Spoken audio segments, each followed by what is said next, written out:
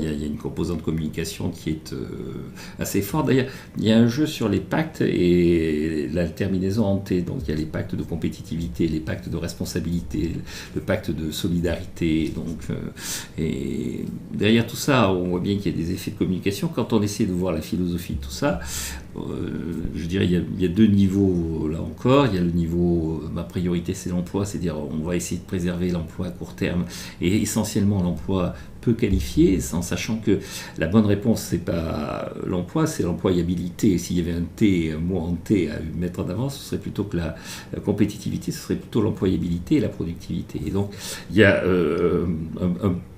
une concentration sur les emplois qui existaient déjà dans des structures qui emploient beaucoup, avec comme conséquence c'est que le pacte de compétitivité qui devait promouvoir les exportations a surtout bénéficié à la Poste, qui est une entreprise tout à fait estimable mais qui n'exporte pas, et au réseau de grande distribution, qui sont là aussi des entreprises qui sont sur du commerce local et donc qui n'exportent pas. Donc il y a une focalisation sur certaines formes d'outils qui a comme conséquence qu'on passe à côté de l'objectif. Je pense qu'il faudrait effectivement alléger considérablement la fiscalité des entreprises, d'autant plus que régulièrement on recense le nombre d'impôts que paie une entreprise. Alors on arrive à des nombres d'impôts, de taxes parafiscales, absolument invraisemblables. On tourne autour de 150 taxes que peut être amenée à payer une entreprise suivant les endroits où elle se trouve. Et donc je pense que le choc de simplification, le véritable choc de simplification, ce serait de balayer tout ça et de ne garder qu'un seul impôt sur les entreprises. Et alors si on fait un peu de théorie économique, on s'aperçoit que le meilleur impôt, parce que c'est celui qui est le plus adapté à l'évolution cyclique de l'économie, c'est l'impôt sur les sociétés, l'impôt sur les profits, avec un taux autour de 12 à 15%. D'ailleurs, nos partenaires européens sont soit à ces taux-là, soit essaient de se rapprocher de ces taux-là. Et M. Valls a annoncé qu'il allait baisser l'impôt sur les sociétés à 28%.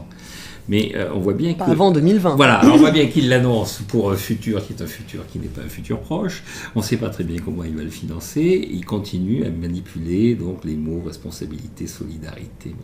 Donc derrière tout ça, je pense qu'il y a une vision, donc une vision très centrée sur l'immédiateté. Là aussi un mot en T. Et puis il y a une méconnaissance de cette espèce de réflexe assez naturel chez tout individu qui est de se protéger contre l'agression fiscale, soit par le refus du travail, soit par le travail au noir.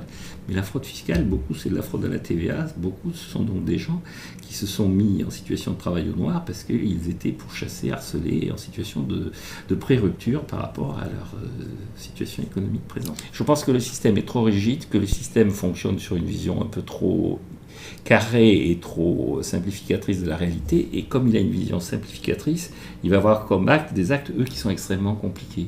Et donc le véritable enjeu dans le choc de simplification, c'est ces gens-là, c'est-à-dire c'est ce réseau qui rend des services immédiats à la population et qui va correspondre à la fois à une réserve d'emploi et puis une réserve d'amélioration de notre vie au quotidien.